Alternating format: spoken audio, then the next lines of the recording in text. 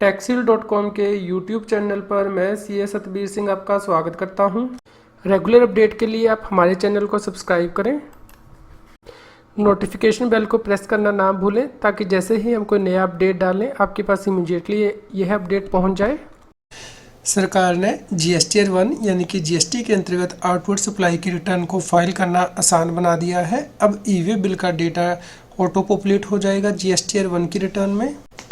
अब जैसे ही आप जीएसटी 1 को ओपन करेंगे तो वहाँ पे आपको ये मैसेज दिखाई देगा कि ई-वे बिल का data business to business supply के लिए, business to customer large supply के लिए और HSN अवेलेबल है इंपोर्ट के लिए। इस प्रकार आप ये डेटा जो है वो इंपोर्ट कर सकते हैं जीएसटी 1 में।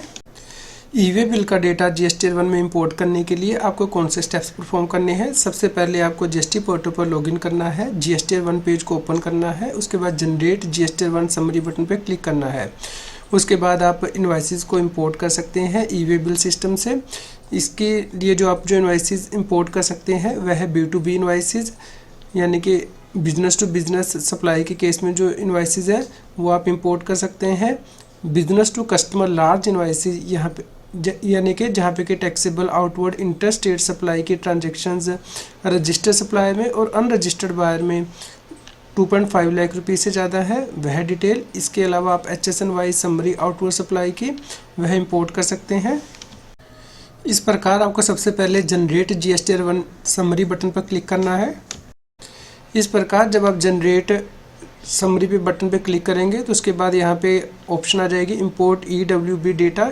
इसी प्रकार यहाँ पे इनवाइसेस में भी जो ऑप्शन है वो आ जाएगी और यहाँ पे नीचे जो HSN वाइज समरी दी गई है आउटवर्ड सप्लाई की वहाँ पे भी ये डेटा आप इंपोर्ट कर सकते हैं ई-वे बिल पोर्टल से। यदि B2B इनवाइसेस 50 से कम है तो उस केस में आप यहाँ पे अपनी स्क्रीन पे चेक कर सकते हैं कि यहाँ पे सिलेक्ट ऑल का बटन दिया गया है। आप इन्हें सिलेक्ट करके यहाँ पे डाउनलोड भी कर सकते हैं इनवाइसेस को। तो यहाँ पे जैसे ही आप डाउनलोड बटन क्लिक करेंगे तो CSV फाइल में यह जो डिटेल है वो डाउनलोड हो जाएगी। इसके अलावा यहाँ पे यदि आप इस इनवाइस को सिलेक्ट करते हैं और उसके बाद ये जो इंपोर्ट बटन है वो इनेबल हो जाएगा, जिसके बाद कि आप इन जो इनवाइसेस हैं उन्हें ई-वे बिल पोर्टल से इंपोर्ट कर लेंगे।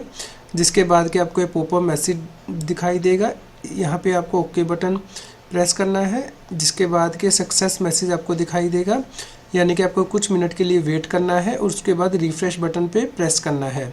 यहाँ पे रिफ़्रेश बटन दिया गया है जिसे कि आपको प्रेस करना है। जिसके बाद कि यहाँ पे इंपोर्ट समरी आप देख सकते हैं अपनी स्क्रीन पे, यहाँ पे डिटेल आ जाएगी।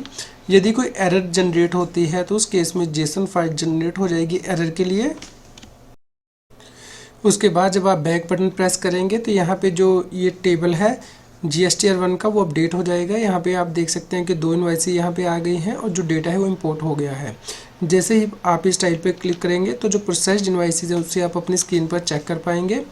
यदि आप इन इनवाइसेस में कोई डिटेल है जो एडिट करना चाहते हैं तो यहाँ पे जो रिसीवर डिटेल है यहाँ पे हाइपर लिंक दिया गया है, आपको इसे क्लिक करना है और आप इन इनवाइसेस में अमेंडमेंट भी कर सकते हैं। यहाँ पे जो ब्लू बटन दिया गया है इसके द्वारा आप इन इनवाइसेस को एडिट भी कर सकते हैं। यदि B2B EWB इनवाइसेस 50 से ज़्यादा है लेकिन 500 से कम है तो उस केस में आपको यहाँ पे डाउनलोड की ऑप्शन दिखेगी। इसे आपको डाउनलोड करना है और बैक बटन पे प्रेस करना है, जिसके बाद के B2B CSV फाइल जनरेट हो जाएगी आपके यहाँ पे। इसे आपको ओपन करना है। आप चेक कर सकते हैं कि ई-वे बिल की सभी इनवाइसेस यहाँ पे आ गई हैं। उसके बाद आपको इस B2B EWB इनवाइसेस को ऑफलाइन यूटिलिटी के द्वारा इम्पोर्ट करना है। यदि B2B EWB इनवाइसेस 500 से ज़्यादा है तो उस केस में यहाँ पे जनरेट फाइल टू डाउनलोड की ऑप्शन आएगी। इसे आपको क्लिक करना है और बैक बटन पे प्रेस करना है, जिसके बाद के 20 मिनट्स के बाद आप ये फाइल जो है वो डाउनलोड कर सकते हैं। जैसे कि आप अपनी स्क्रीन पर देख रहे हैं कि यहाँ पे ऑप्शन आ गई है EWB रिपोर्ट, जो कि जिप फाइल में आप डाउनलोड कर पाएंगे। उसके बाद जब डाउनलोड कर लेंगे तो राइट क्लिक करेंगे और एक्सट्रैक्ट ऑल करेंगे तो जो फाइल है वो एक्सट्रैक्ट हो जाएगी और अनजिप हो जाएगी एक्सेल फाइल। जिसके बाद कि आप इस एक्सेल फाइल को ओपन कर सकते हैं और ऑफलाइन यूटिलिटी के द्वारा इन इनवाइसेस को अपलोड कर सकते हैं जीएसटी 1 में।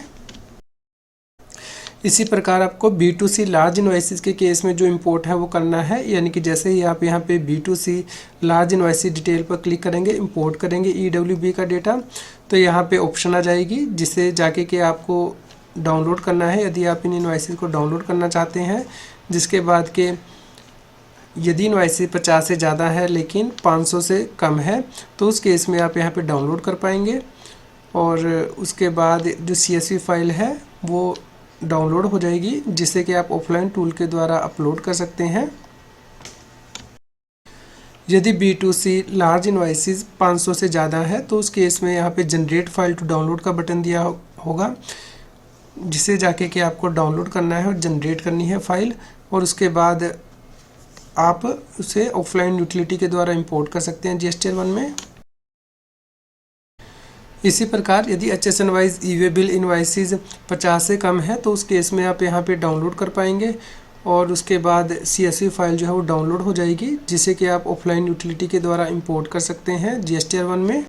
यदि HSN wise e-way bill invoices 50 से ज़्यादा है लेकिन 500 से कम है तो उस केस में आप डाउनलोड कर लेंगे और उसके बाद CSV फाइल जो है वो डाउनलोड हो जाएगी HSN वाइज, जिससे कि आप ऑफलाइन यूटिलिटी के द्वारा इंपोर्ट कर सकते हैं।